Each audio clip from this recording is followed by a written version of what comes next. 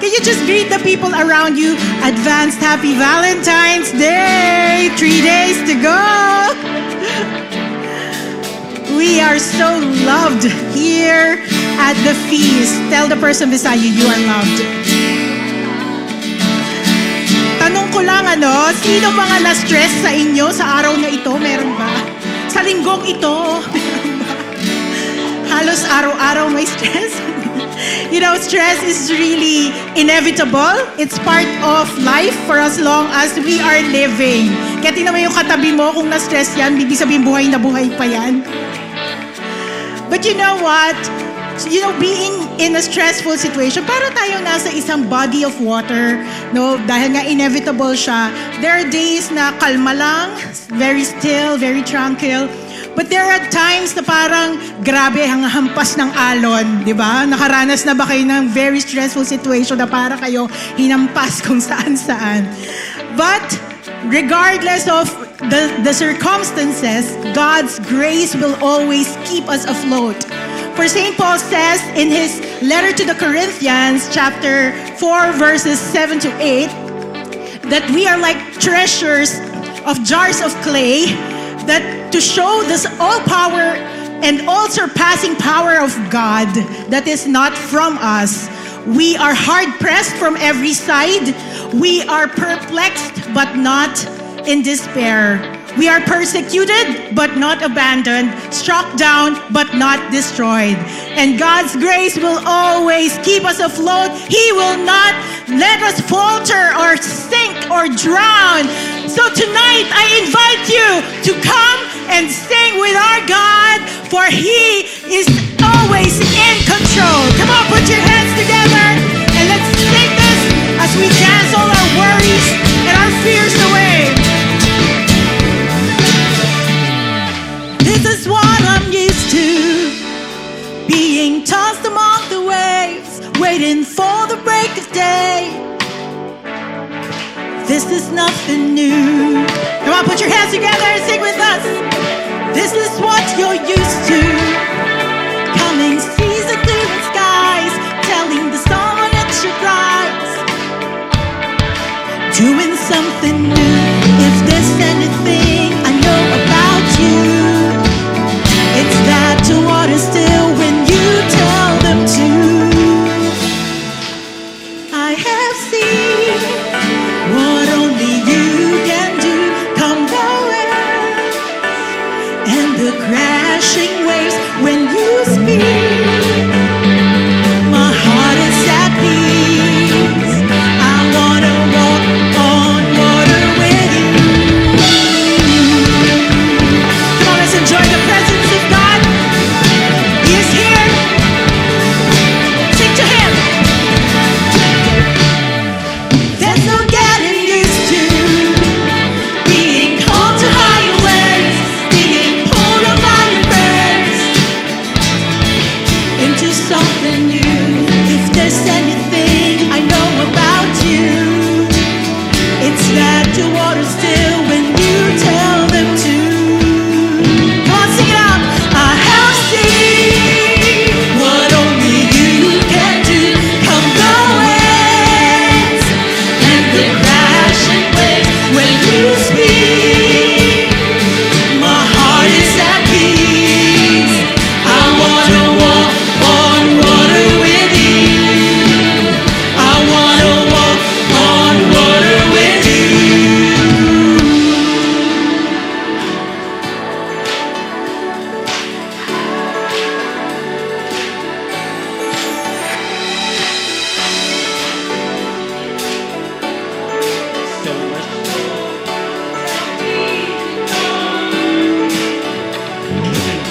The waves may pull me down, and I might sink or drown, but tell me to come. Come on, sing it out. My faith is what it takes for them to see your face. So tell me to come. I've tasted and I've seen, near, far, and in between. So tell me to come. Tell me to come. Woo!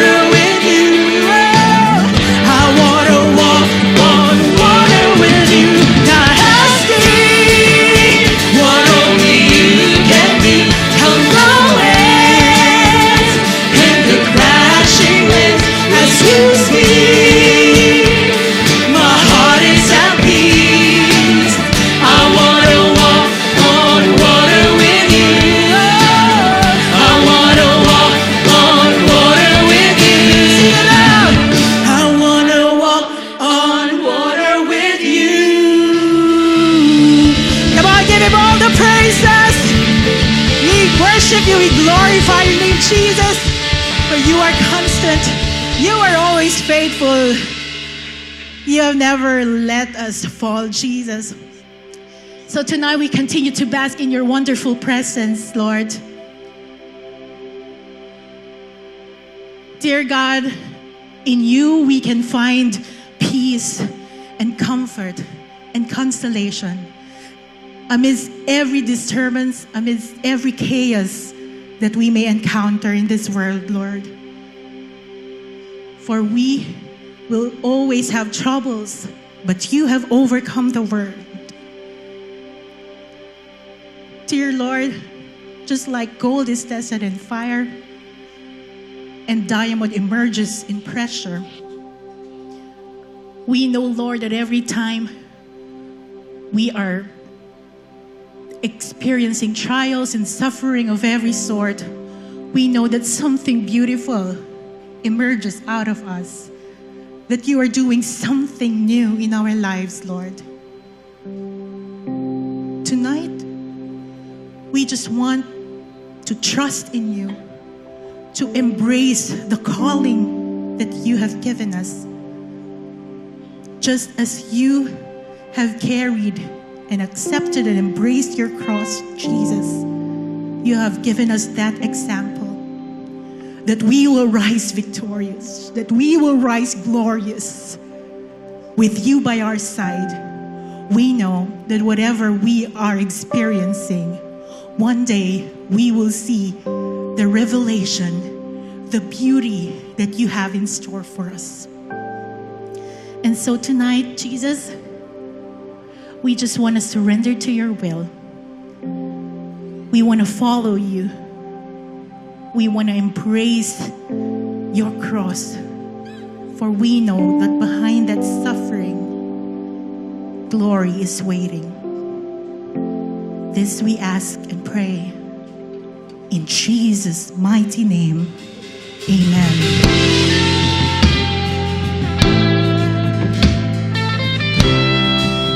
Sing to our God. Surrender to his will.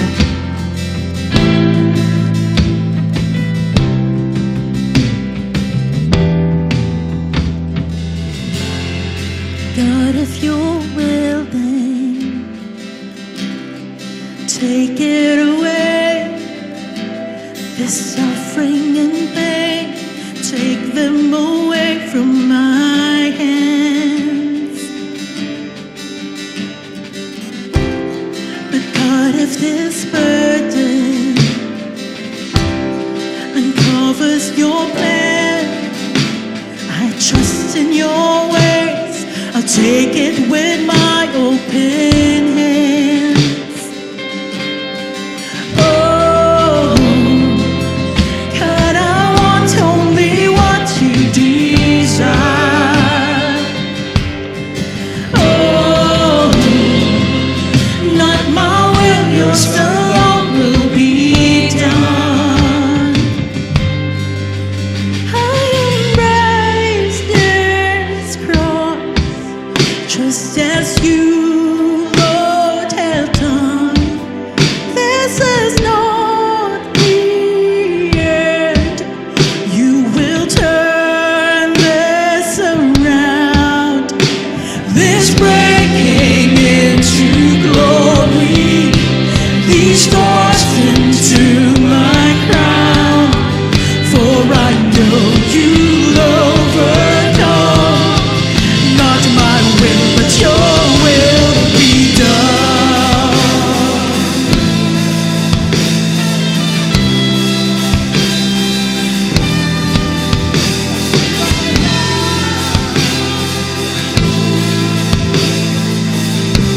Come on, let every heart and every voice sing. God, when you whispered, it's finished, it's done. My new life began. In you there is hope that I found. Oh, God, I want only what you desire.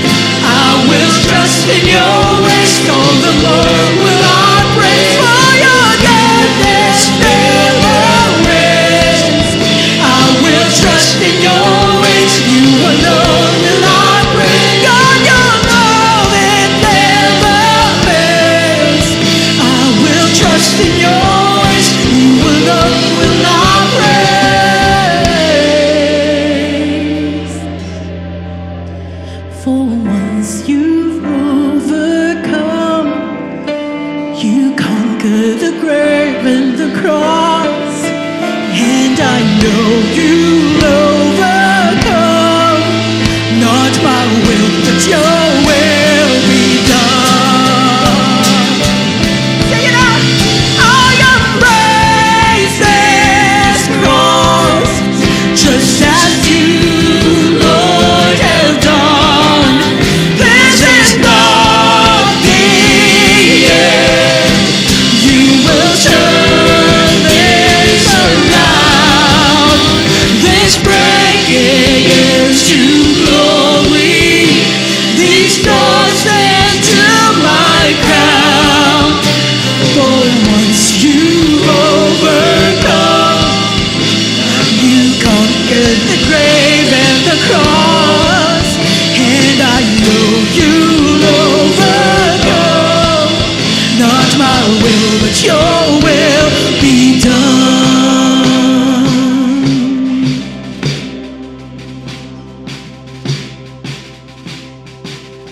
I embrace this cross.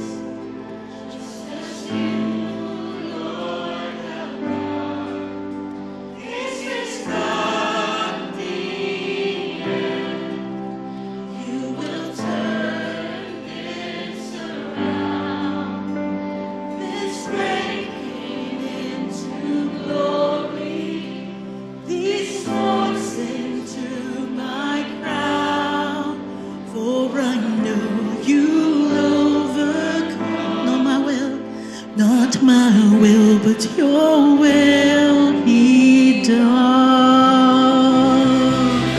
Give him all the praise. Give him all the praise.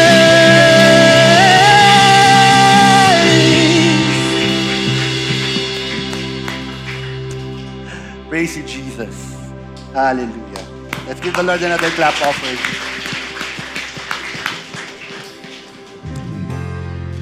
Tonight we talk about stress.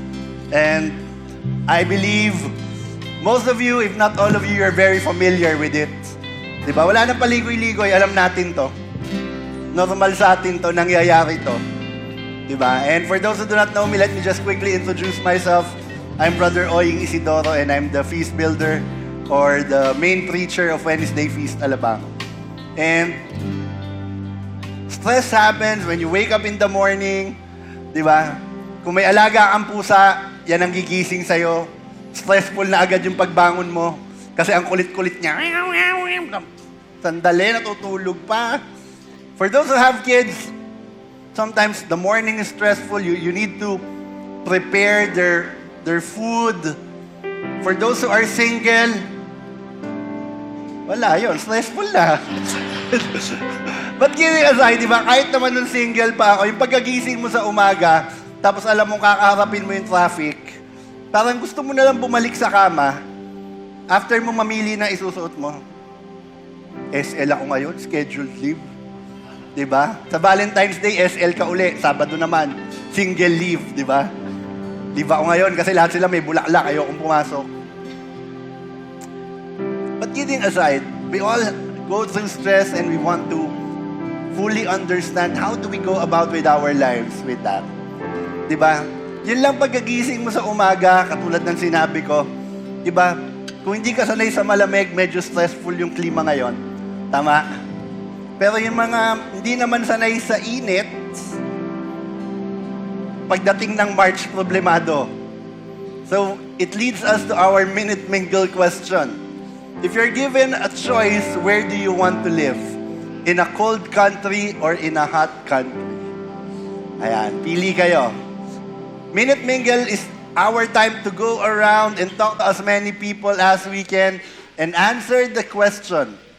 1 minute lang. Introduce yourself and then answer the question. Okay? So you may go around now. 1 minute starts now.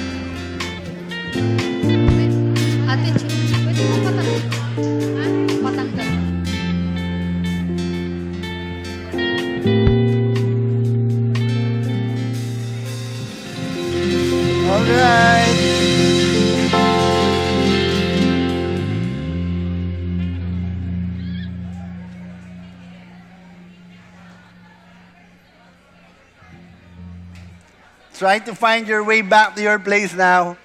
At pasalamatan nyo rin yung mga naging partner ninyo. Ayan. Wherein you had a wonderful sharing, I assume.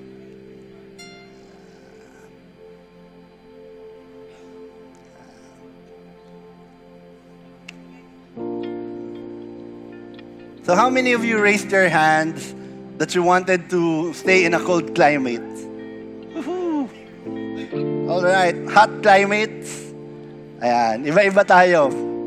But regardless of what you chose, di ba? There's always a reason why you chose that. And speaking of stress and climate, naalala ko nung nasa Tagaytay kami, and people were saying, "Brother, nakalimutan po atang i-off yung aircon." Kasi kahit saan ka magpunta, during that day, it was really cold. And I was telling them, well, just give it a few months and you're going to tell me, "Brother, nakalimutan po atang i-on." Because it's so hot already. And you know, that's what stresses us.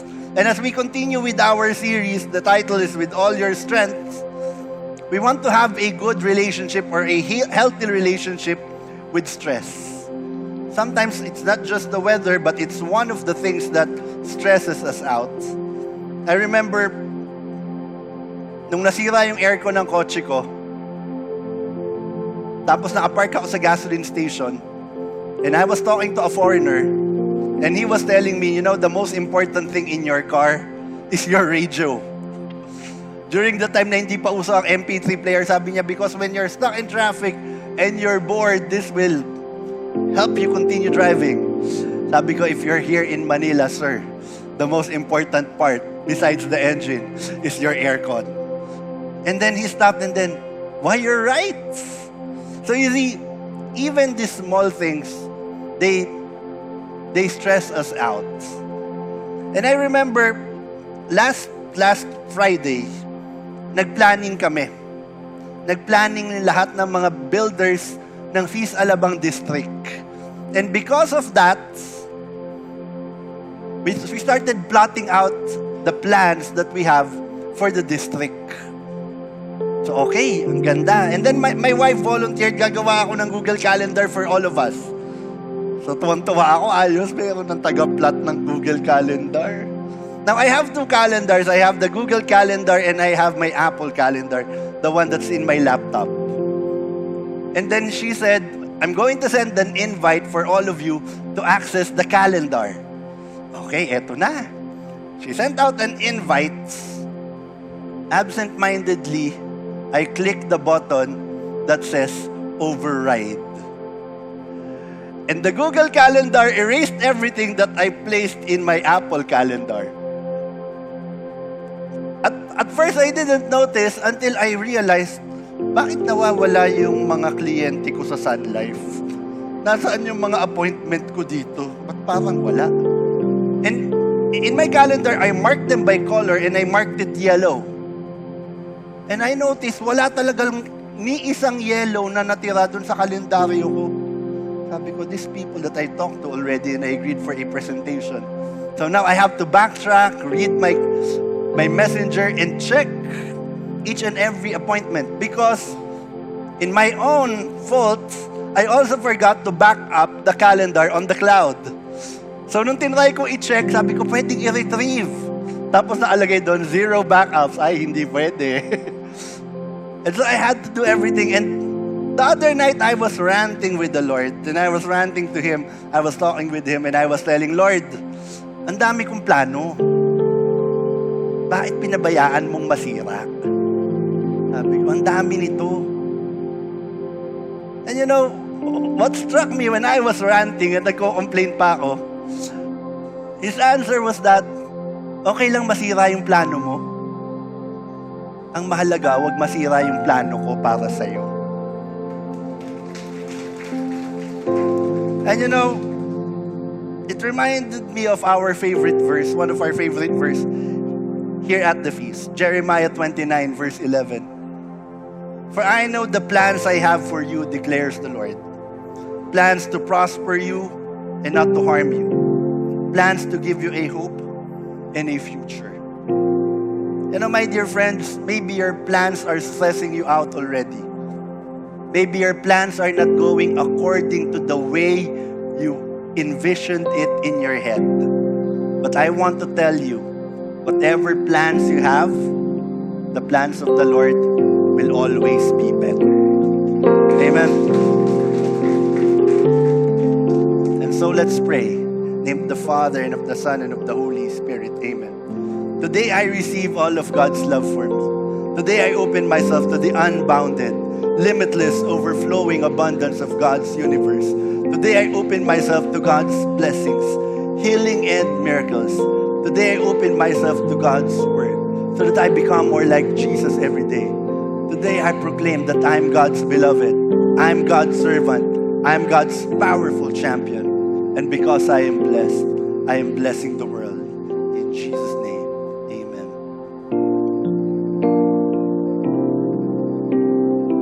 Thy word is a lamp unto my and a light unto my path.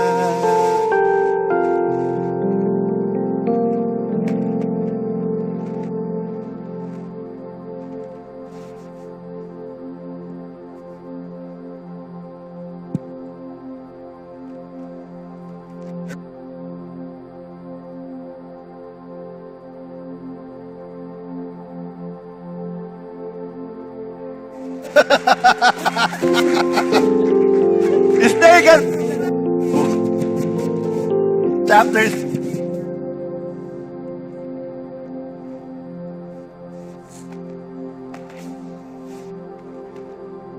Ito yung mga ganyan nagpapastress sa akin. Kailangan nating alisin. Hello? Hi. Ayan. If any of you want to come with me, you must forgive yourself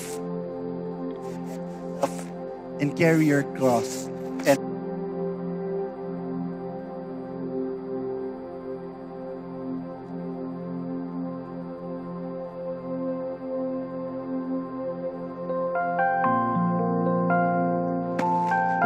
like this. Hello. Hello. Hi. So ito talaga gagamitin natin. Ayan. Okay. Again, if any of you want to come with me, you must forget yourself. Carry your cross and follow me. Carry your cross. They say that our cross is something that we must carry, but most of the time it's difficult to. And because it's difficult, we don't want to do it. It's something that we can carry, but we don't want to. Why? For one simple reason. The world teaches us to seek out comfort. And that is the highest value that we want to attain. We want to make our lives comfortable. That's the very reason why most of us really work. We want to make our lives comfortable. We don't want to repeat what happened when we were younger. So many parents would always say, ayokong maranasan ng mga anak ko yung naranasan ko. And they would tell their children their stories. Alam mo anak, nung bata ako, 3 bundok yung tinatawid ko para makapasok sa eskwelahan. Ikaw sinusundo ka na ng school bus ngayon. Anak, alam mo nung panahon namin, yung Yakult, dinidilaan namin yung takip niyan. Tapos kayo ngayon, kalahati lang iniinom ninyo, ayaw nyo na. Comfort is our highest goal. That's why we forget that we need to carry our cross, because that's the way we can follow the Lord. But most of the time, carrying our cross is something uncomfortable. It's difficult, and you don't want it. Our entire life is geared towards seeking convenience. Convenience. Kaya mas willing pa tayo ngayong mag-shell out ng pera in exchange of convenience. Because most of the time, that's our highest goal. Diba? Konti lang yung lalakarin mo. Pero okay, ano ba naman yung 18 pesos na convenience fee? Dito na ako magwi-withdraw. Pero konti lang yung difference. Or yung pag-order ka ng pagkain, pwede mo naman pick upin, hindi, pa-deliver na lang natin. Bakit? Konti lang naman. But if you total all of that, you will notice, ang laki na rin pala nang nawala sa'yo. And not only that, every time we try to think of convenience, we think of helping others in carrying our cross. Sagabal ba to dun sa convenience na meron ako ngayon? Ba't ko pa gagawin to? Masaya na yung buhay ko eh. Convenient na tong ginagawa ko. Bakit pa? And you know, my dear friends, speaking of convenience, I'd like to honor each and every one of you for being here tonight. Sige, palakpakan nyo naman ang bawat isa. Dahil karamihan sa atin, hindi naman talaga taga Muntinlupa. Pero sinasadya nating pumunta dito dahil gusto nating makasama ang bawat isa. Doon sa mga hindi nagpunta, hindi nyo ako naririnig ngayon dahil baka wala kaming live stream. Pero pag napanood nyo to bukas, maiinggit kayo kasi nandito kami. At isipin niyo sana nandun ako kasama nila.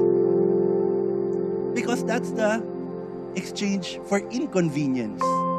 Okay lang na inconvenient, okay lang that you're carrying your cross because you're doing it with the people that you love. Amen.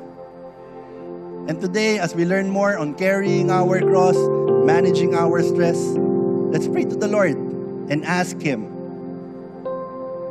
to open our hearts and give us the strength to carry on, even if it's difficult. Amen.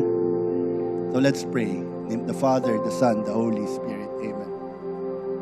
Father, praise and thank you for even the slight inconvenience that life brings to us. Because we know that it has a purpose. It has a plan. And we know that it will teach us. It will help us to follow you. Allow us to see the cross as a gift, not a burden. So though it's difficult, we will continue to follow you. And all this we pray. In Jesus' name, amen.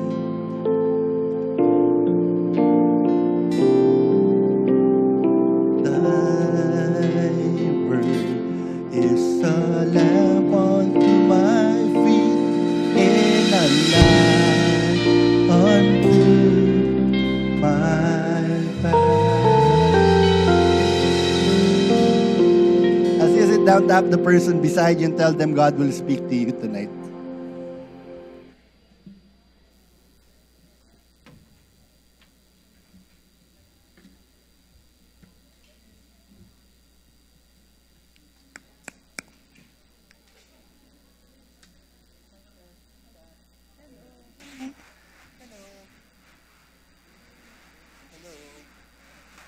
Check nga muna.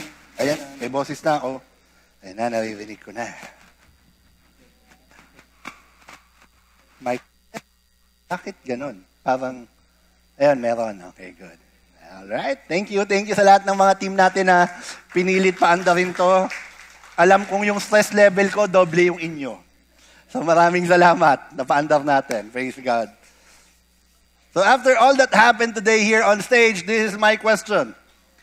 Stress really bad for you? Is it really bad for all of us? And Proverbs says otherwise. My son, do not forget my teaching, but keep my commands in your hearts, for they will prolong your life many years and bring you prosperity. This will bring health to your body and nourishment to your bones. You know, I know someone who's been doing everything that I mentioned in our series. Now, for those who were with us for the previous weeks, you know, We discussed about our bodies. We discussed rest. We discussed food. We discussed exercise. And I know someone who observed all of this, healthy eating, talagang, alam mo yung hindi niya ina-abuse yung katawan niya pagdating sa pagkain. Tapos bilang din yung number of hours of sleep, nag-e-exercise, tapos nagkasakit. So parang ngayon mapapakamot ka ng ulo, ano nangyari? Paano siya nagkasakit?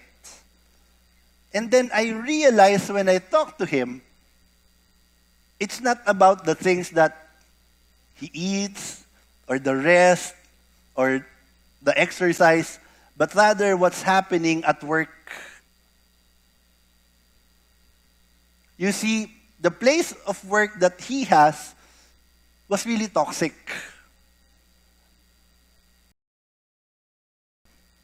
Naka-leave ka, tapos tinatawagan ka ng boss mo. Alam niyo yung ganong experience? Nasa bahay ka, naka-leave ako ngayon eh.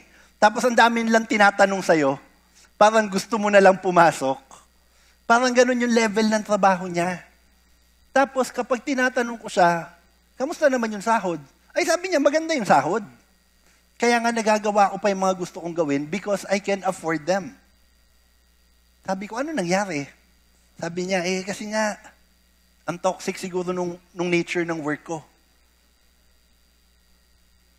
So you see, my dear friends, it's not the things that we can manage, but it's rather the stress that we don't manage that somehow can affect our bodies.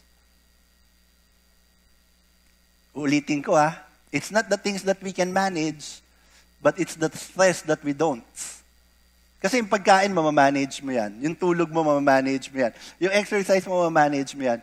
Pero yung stress, pwede mo rin i-manage. Pero ang problema, pag hindi mo siya binigyan ng attention, na parang hindi, okay lang yan.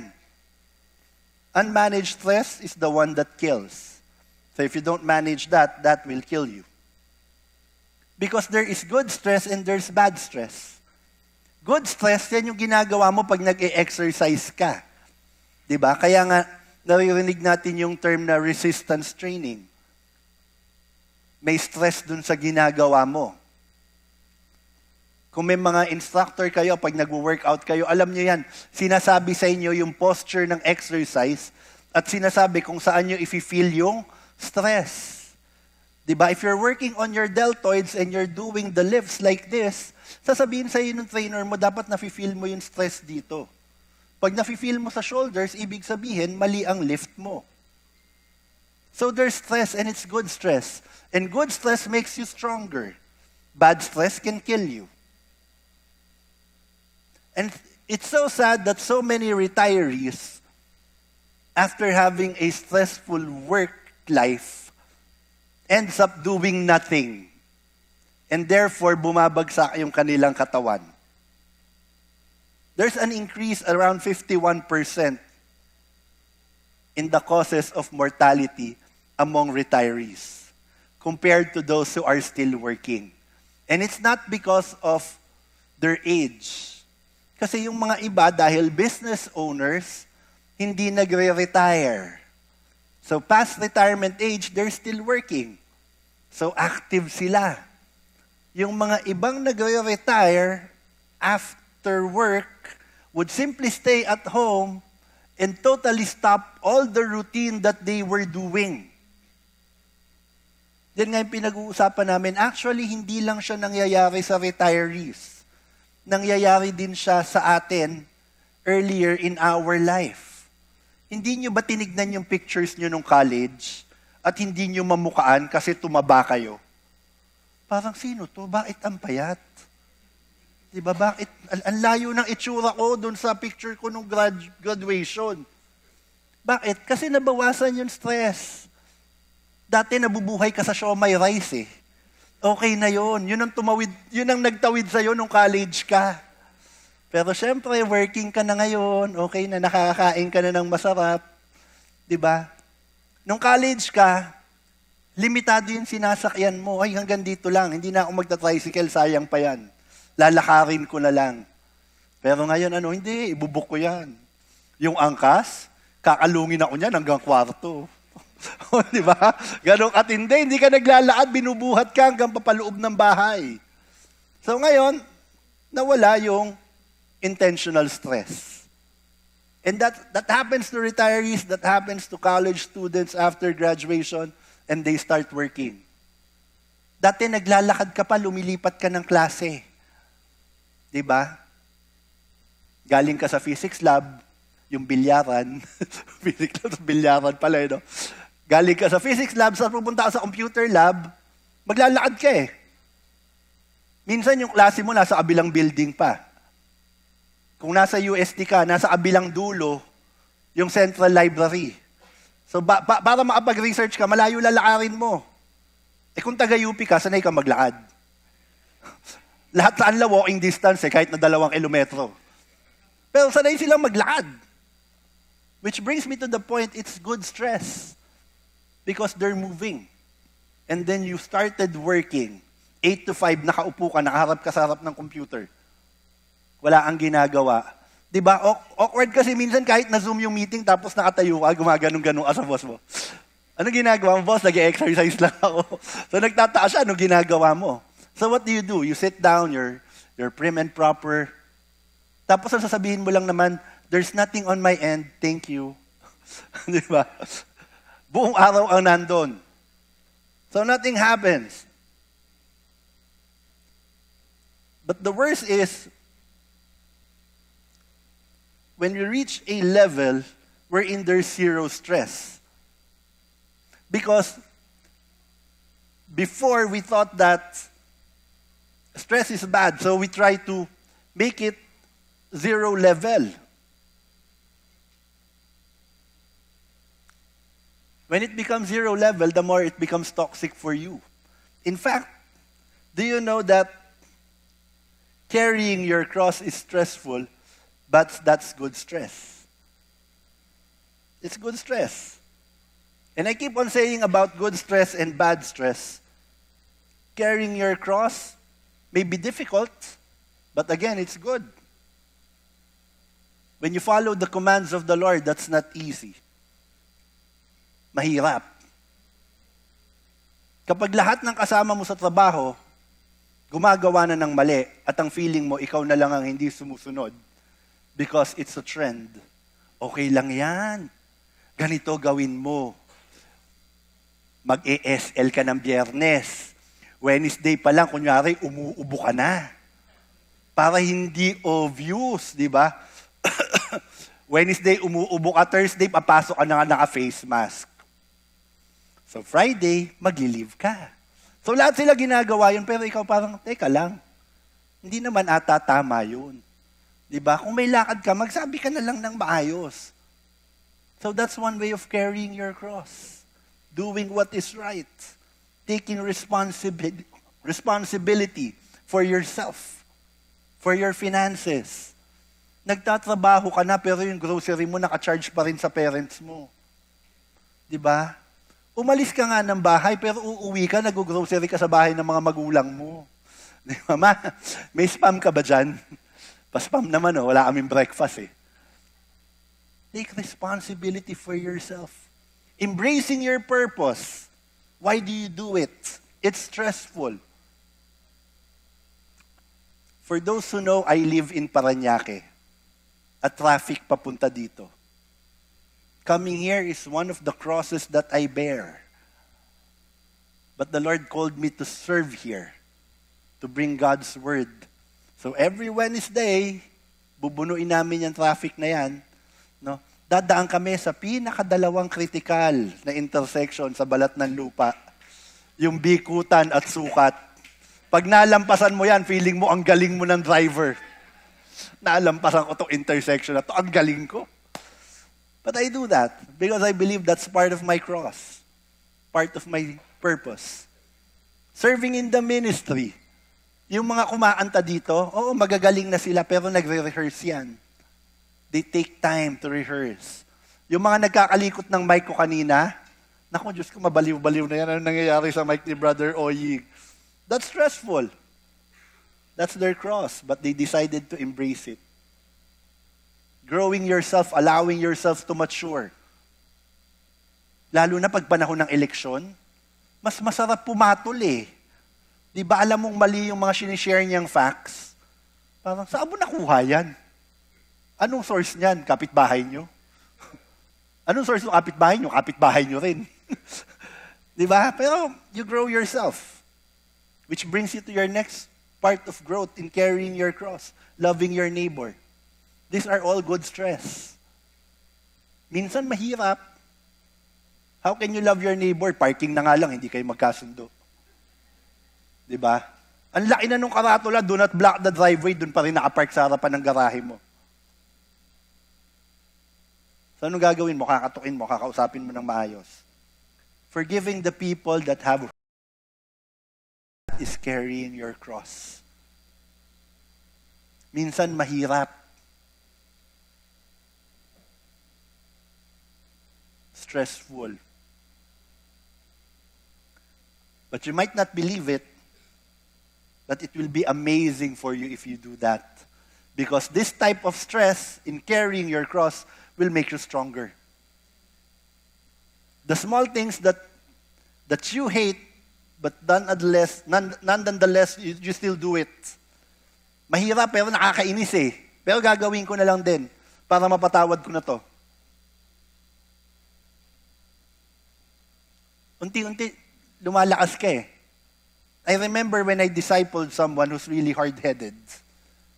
Talagang sakit siya ng ulo. Mismong yung magulang niya nagsusumbong na sa akin. Ito yung ginagawa niyan, ganito. Lahat ng klase ng racket, pinasok niya, tapos nahuhuli siya. Yung walang paligan ng basketball, pero nagsusulisit. Ganon yung mga ginagawa niya. Tapos ang matindi doon, nilalagay niya yung pangalan ko kasama sa solicitation letter. Kasi alam niya, kilala ko ng mga kapitbahay. Tapos sabi niya, teammate ko po si Kuya Oying. Ay talaga, nakakapaglaro ba pala siya? Parang umiikay siya nung isang araw, hindi po, okay na po siya ngayon.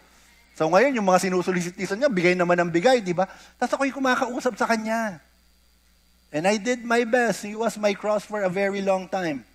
Nagbago ba siya? Hindi. But because I tried to bear that cross, discipleship became easier for me. Sige, palakpakan natin si Lord. Kasi alam ko si Lord yung naglagay nun eh. Bigyan kita ng medyo mahirap para gumaling ka. Even for coaches, you do that. I remember coaching the juniors basketball or the grade school basketball, and we will put them against the high school students. So mga grade 6 to ang kalaban first year, second year. Sabi ko, umasa kayong mataas ang probability matalo kayo. Kasi mas magaling sila. Pero patunayan nyo sa akin na kaya nyo maipagsabayan. And they would. And they became better. Because that's what life does. And that's what the Lord is doing. He'll give you a cross that you think you can't bear, but in reality, this cross that's difficult to carry will make you stronger to the point that the next cross might be bigger, but it's much easier for you to carry already.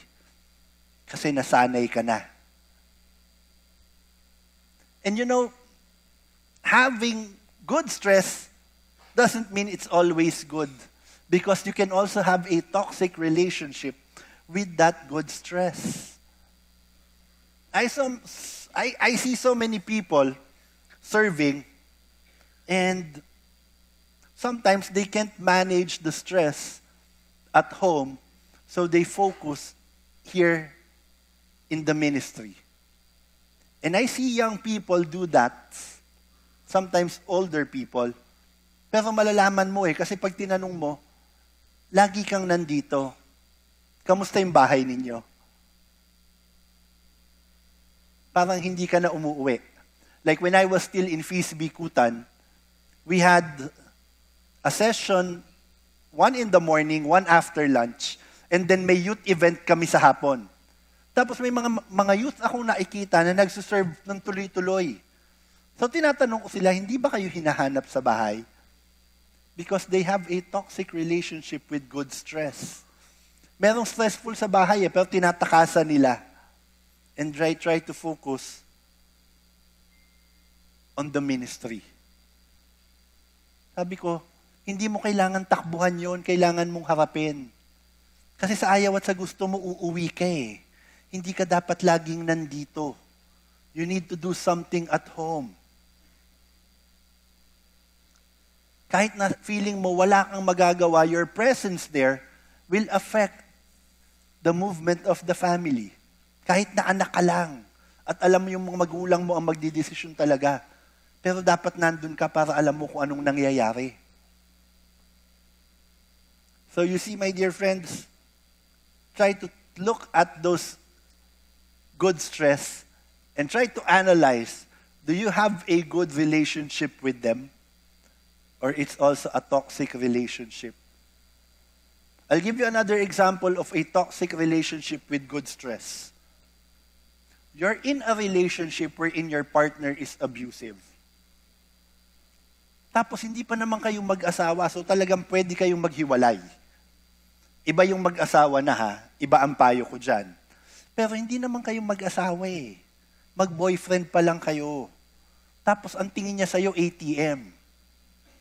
Diba? May sweldo siya, pero parang lagi siyang walang pera. Lahat ng gamit niya bago, tapos nang hihingi siya sa'yo. Tapos lahat ng kaibigan mo, sinasabihan ka na walking red flag siya. Tsaka na, bibrikan ko na yan sa February 15, sayang naman yung bulaklak. Diba? Ayaw mo pa maipag-break. Tapos you hide it behind good stress.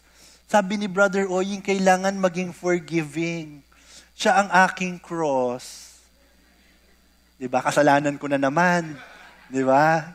Hindi ka nainig ng maayos sa sinasabi ko. Diba? It's a good stress, but it's a toxic stress. So it's a toxic relationship. So yung forgiveness mo, nagiging toxic na rin sa'yo. It should be good stress, but it's a toxic way. Hi. So you need to understand. You need to have a good relationship with your stress. And for you to do that, you need to carry your cross to the best that you could. And carry your cross, number one, with trust. Sometimes you carry your cross and you think that it's not good enough. Maybe I'm not good enough. And you get scared and you get frightened to carry that cross that the Lord gave you. Lord, talaga bang para sa akin to? Baka nagkamali ka ng assignment. Hindi ka parang Mara-Clara kami, nagkapalit. Baka hindi talaga yan yung cross ko. Yung mga natawa, magkakaedad tayo. Yung mga hindi natawa, mga bata pa kayong congratulations. Diba? Baka nagkapalit ng cross, baka hindi talaga sa akin yan.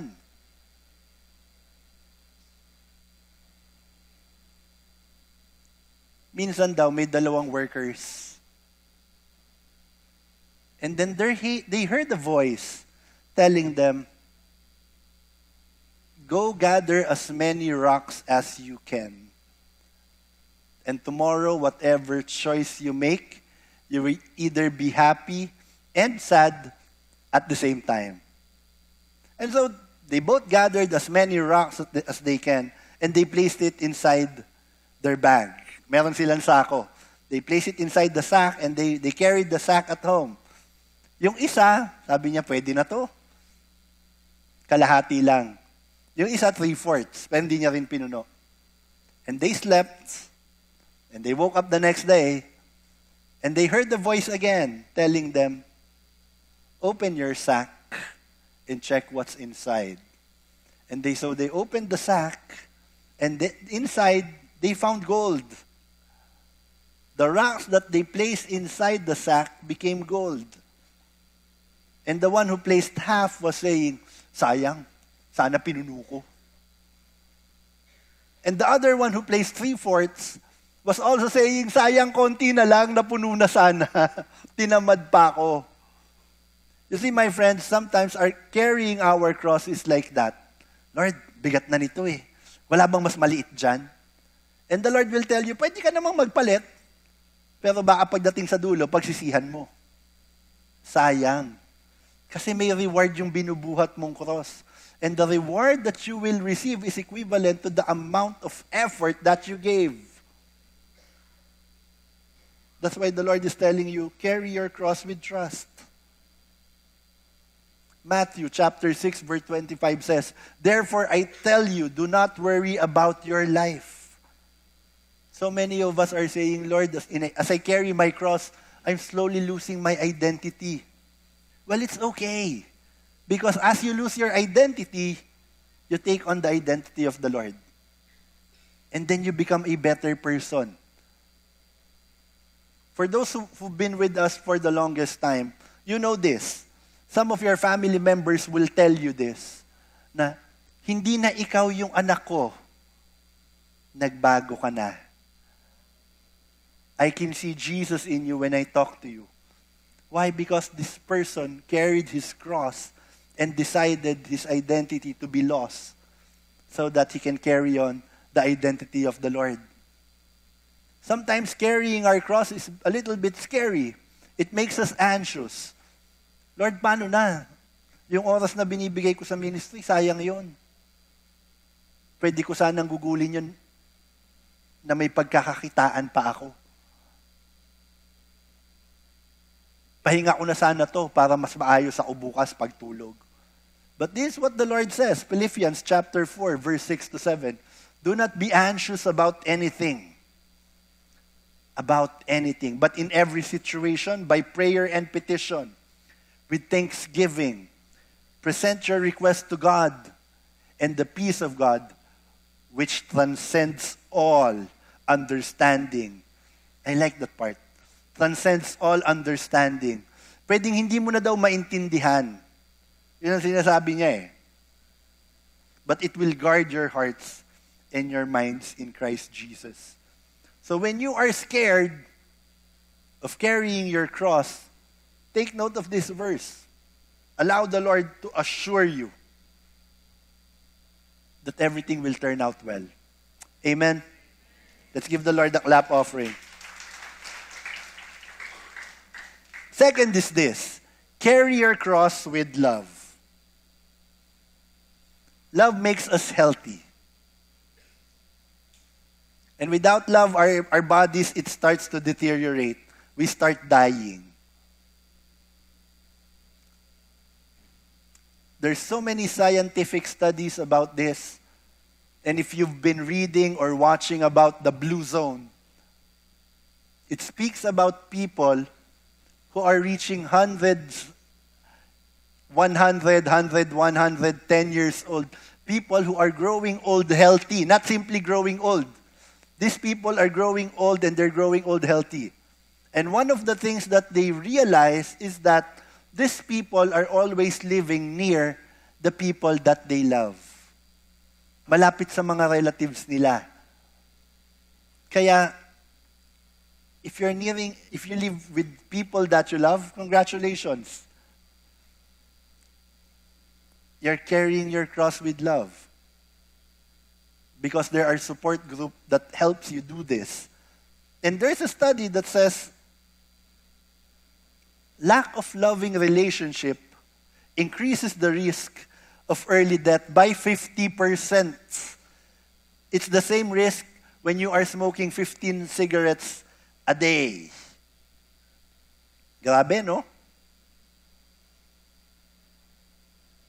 So my dear friends, if it's your first time to be here at the feast, any first-timers here tonight, can I see a raise of hand? Sige, palakpakan natin sila. Welcome. I just want to tell you, you are in the right place. Because this is a place where everybody wants to love everybody.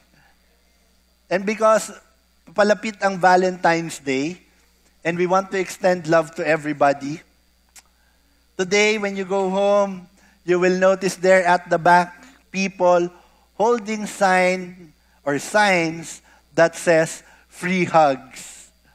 So go around.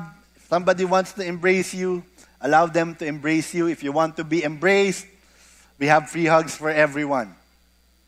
And if you receive a hug, feel free to reciprocate it to other people as well. Because we believe that loving makes us stronger. That's why here at the feast, you always hear me say, hug the person beside you or hug as many as you can.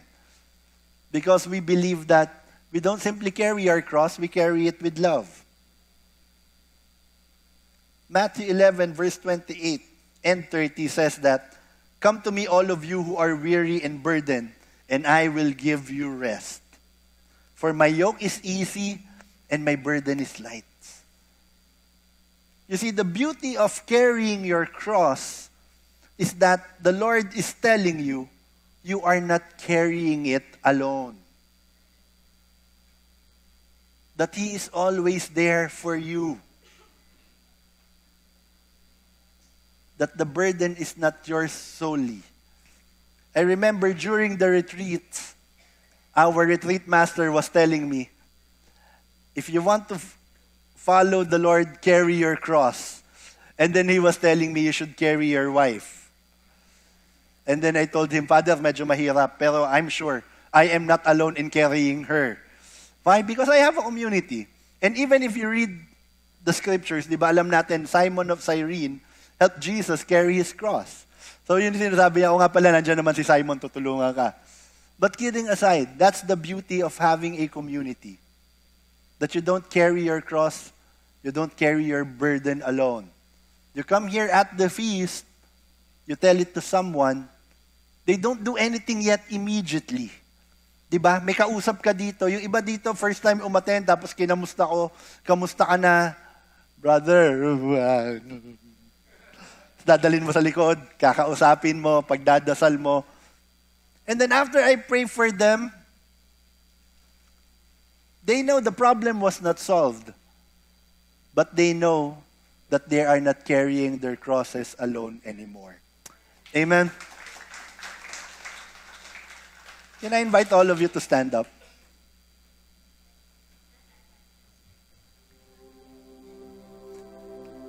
I keep on mentioning about our retreats. A few weeks ago, that was January 31st and Feb 1. And ang saya talaga nung retreat na yun, ang daming nangyari, no? And that's one of the instances where I saw how our servants, those who are serving, became close to one another. The picture that you see behind me, ito yung picture nila nung tumakas sila. Sinabi ng bawal lumabas, nag-Starbucks pa rin nung gabi. Ayan, no? Ang sasaya pa nila. Di ba?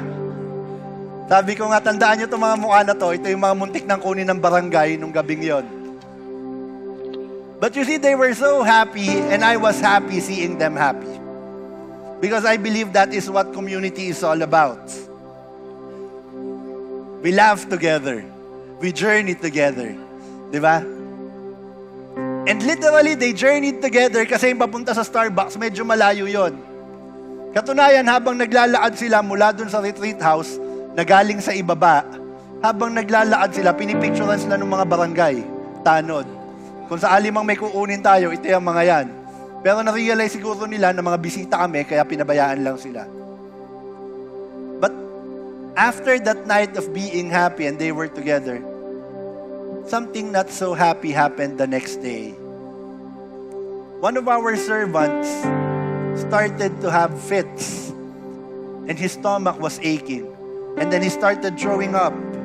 And then he went to the comfort room and then he threw up again. Paulit-ulit, parang na food poison. Suka, CR. Hanggang dumating yung point na nanghihina na siya. And he was so tired that people had to carry him out of his bedroom para madala siya sa emergency room. And people carried him. Dinala siya sa kotse. And then 3 people decided to bring him to the emergency room. Peter, Tisha, and Philip. And they went there. Sabi ko, grabe, no? Yung naghatid sa kanya, mga apostles, si Peter tsaka si Philip. Grabe. Sabi ko, wow. And Tisha, who was a nurse, was updating us every hour, almost every minute. Pa nga, at 3:12, ganito na yung ginawa sa kanya. Ito na yung mga test, ganito na yung mga kailangan gawin. And we were happy. We had nurses and doctors in our community. They attended to him. Nag-uwian na, natapos na yung retreat. Others still decided to follow and go there. So si Mai, si Jang, si Ellie, si Lisel, and let me check the picture. Andyan yan eh. Si Jang, si Gab. Tulog kasi si Gab eh, kaya hindi ko maalala. But kidding aside, andun sila. They were there. They were there for almost 12 hours, making sure that everything he needed was given. Yung picture na nakikita ninyo, yan yung picture nung sinakay na si Eddie sa ambulance, dadalhin siya papuntang Osmac. From Cavite, in-ambulance siya. Kasi delikado siyang isakay sa ordinaryong kotse. And that is a perfect picture for me of someone who's carrying his cross and he is not carrying it alone. Everybody was there. And I remember before we loaded him in Peter's car, inakbayan ko si Eddie bago kami magkahiwalay. Tapos umiiyak talaga siya. At ang sabi niya, Brother Oying, natatakot po ako. And my answer was that hindi ka namin pababayaan. Hindi ko sinabing hindi kita pababayaan. Kasi alam ko rin na hindi ako mag-isa sa pag-aalaga sa kanya. And my dear friends, that's the beauty of a community. That's the beauty.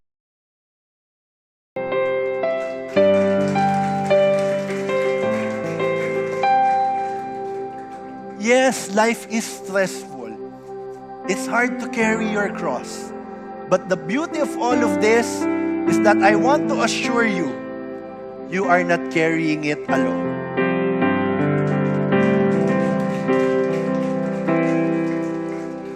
Let's pray. In the Father, the Son, the Holy Spirit. Amen. Father, we praise and thank you for sending people along our way. People that we can say our community, our people, our tribe.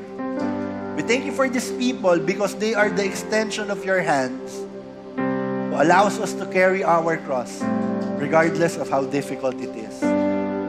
In a special way, Father, we also pray that you use us to become your hands as well to other people who needs helping when they carry their cross.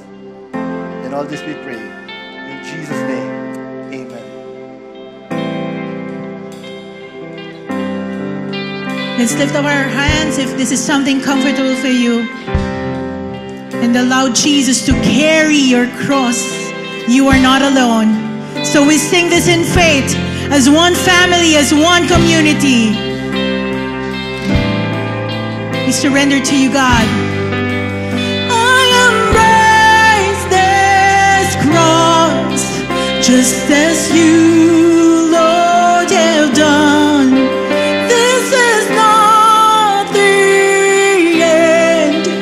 You will turn this around. This breaking into glory, these thoughts into my crown.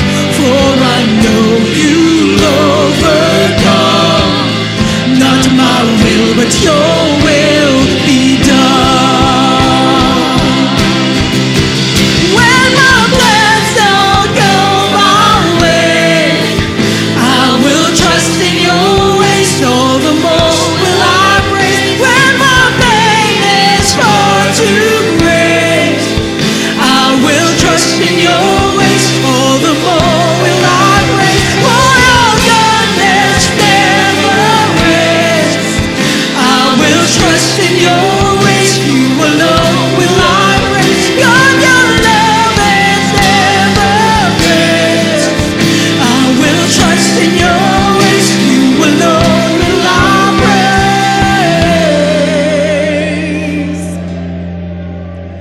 For once you've overcome, you conquer the grave and the cross. Sing it out. And I know you'll overcome. Not my will, but your will be done. I embrace this cross, just as you, Lord,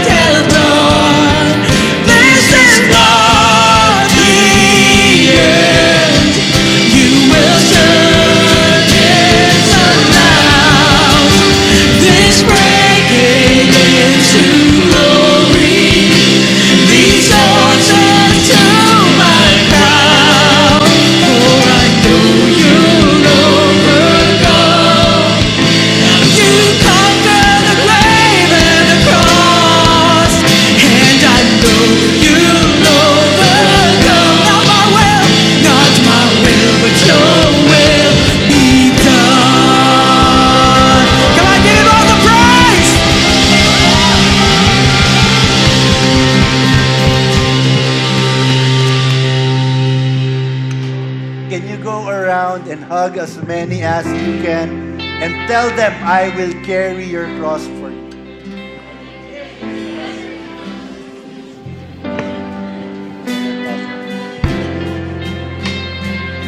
Your cross for you. All right.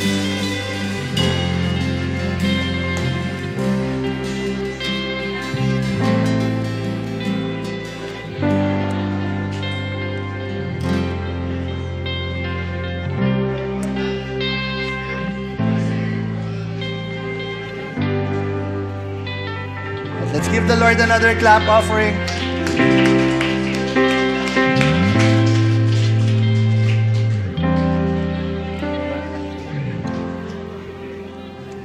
As you prepare your love offering, you may sit down as you write on your LO envelopes.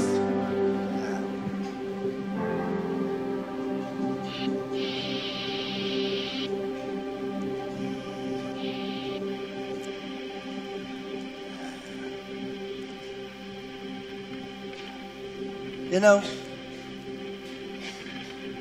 I had my annual physical exam a few weeks ago. And I'm just happy to say that most of the results came out good. The x-ray, okay naman siya. The other results are not yet out, but I'm happy that the results came in nice. Na parang, kasi nung ine-x-ray ako, tinanong pa ako nung technician Sir, wala po ba kayong problema sa lungs? Sabi ko, may problema ako sa puso, pero wala akong. But when the x-ray came out, it says there that my heart was normal, which was diagnosed to be enlarged. So I'm thankful for that. So at least meron akong dadaling magandang balita when I see my cardiologist. And I'm sharing this because this is how the Lord provides for us every time we give back to Him. It doesn't always come in form of cash, but it always comes in the form that we need it the most. Diba? Like in my case, it's good health, and I'm thankful for that. Lord, yung binigay ko, hindi ko binigay yan kasi gusto ko ng kapalit. Binigay ko yan kasi mahal kita. And the Lord is telling me, I'll give back because I also love you, not because you gave.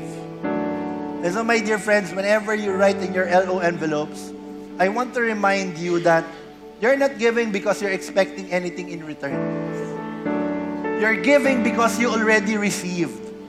And this time, you're simply thanking the Lord and telling Him, Lord, I love you. Thank you sa binigay mo. Kaya ito, magbibigay din ako. Amen? So for those who are watching online, I want you to know that you can give through our online platform. We have GCash, Maya, and we have our BDO account.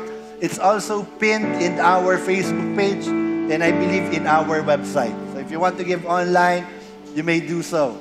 For those who are here, please write on your LO envelopes because we will pray for you. And we want to read what you wrote. We will pray for that. Amen. All those who came in for the first time, we want to pray for you. Can you just stand up wherever you are? So we can pray for you wherever you are. And thank you for coming here tonight.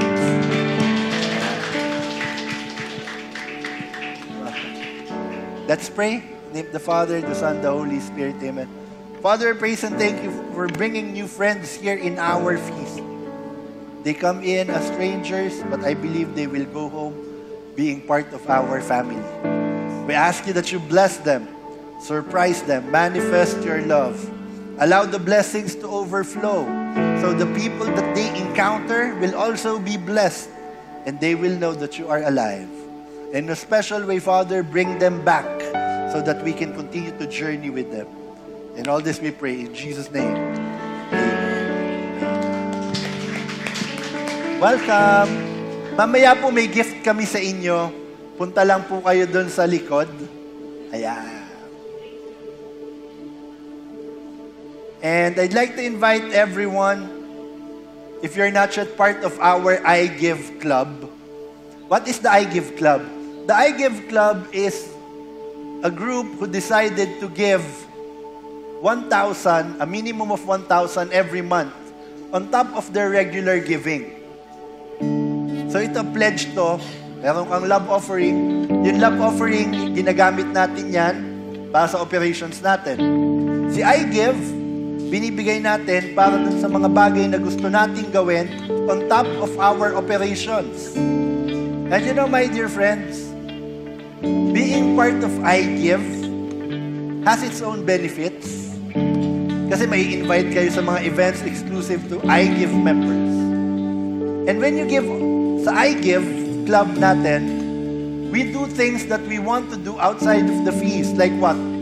Nag-outreach tayo. Nakakatulong tayo sa may hirap.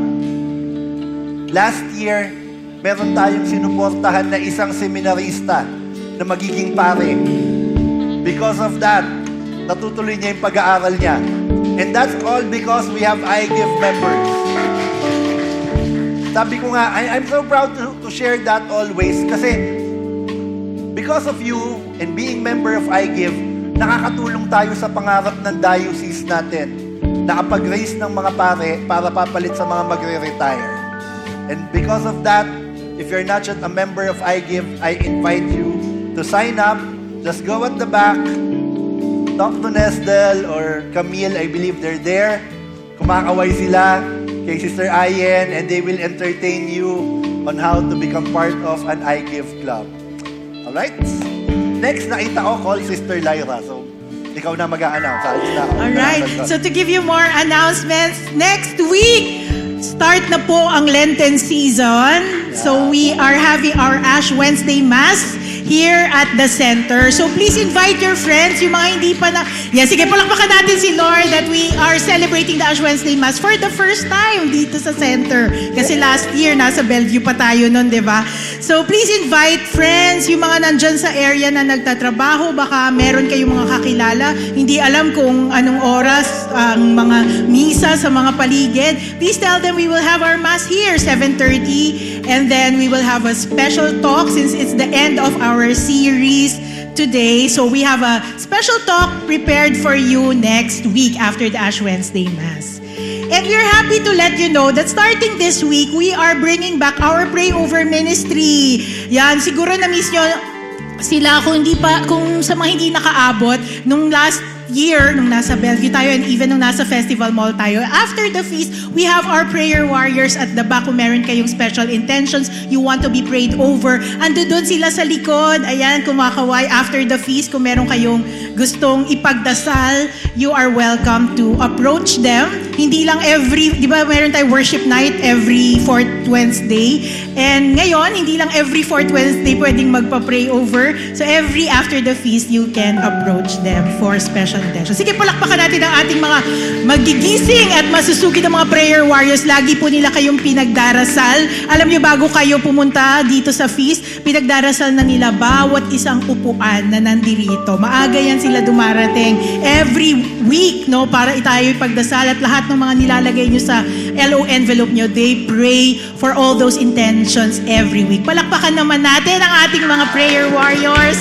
Thank you so much for being our intercessors.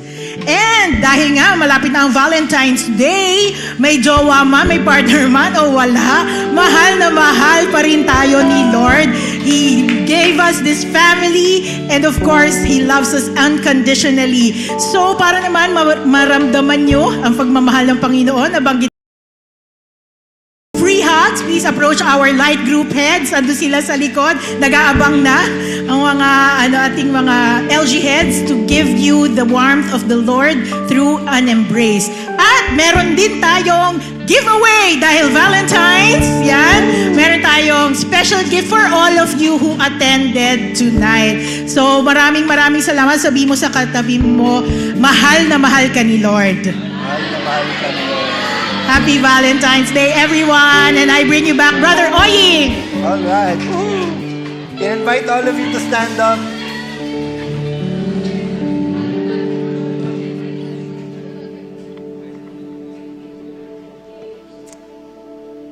Let's raise our LO envelopes. Let's pray in the name of the Father, the Son, the Holy Spirit. Amen. Father, praise and thank you for giving us the chance to share. We ask you that you bless our giving through this giving. We believe that anyone who gives will never go home empty-handed because that's how you love us. And all this we pray in Jesus' name. Amen. So come, brothers and sisters, with joy in your hearts, give your love offering. Come on, put your hands together and let's sing and dance all our worries away for the God who is always in control and who gives us peace. Come on, put your hands together.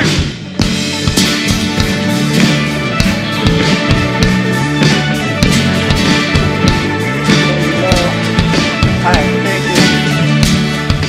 There's no getting used to being called to higher ways, being pulled up by your grace into something new. If there's anything I know about you, it's that the water's still when you tell them to. Come on, sing it out. Now I see what only you can do. Come the winds and the crashing waves when you speak. My heart is at peace. I wanna walk on water with you. I wanna walk on water with you.